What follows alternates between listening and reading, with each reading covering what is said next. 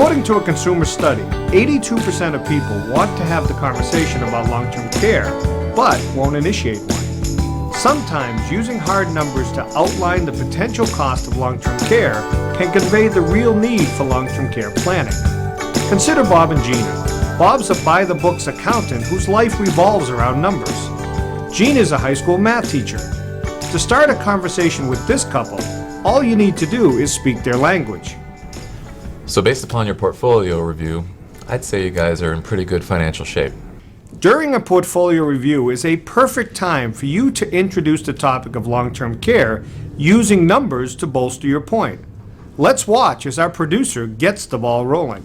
You know, we've talked about building your assets to a point where you can feel secure about retirement years.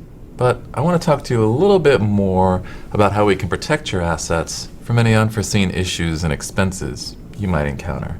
Specifically, I'm talking about the need for long-term care, which has the potential to trigger costs that could really eat into your assets should you ever need that type of care. Now, Bob and Gina, I know you're numbers people, so I wanted to show you something that John Hancock put together. It's their cost of care study for long-term care, and it really goes into detail about a lot of different geographical areas across the country. And depending on when you guys want to retire, this is something we may want to take a look at. Wait, let me check here. So my mom's in West Palm Beach, $3,100 a month for care. That's right, and the average long-term care claim runs about 3.1 years. 3.1, hold on a second, let me check something. 3.1 times. That's over 100K. You kidding me? I can't believe it. I mean, we've always crunched the numbers when it comes to our investments, but I don't think we've ever considered the cost of long-term care. And if the costs are this high for your mother now, imagine what they'll be in 30 years if we ever need care. It's crazy. Yeah, it's going to be nuts. We got to talk about some options.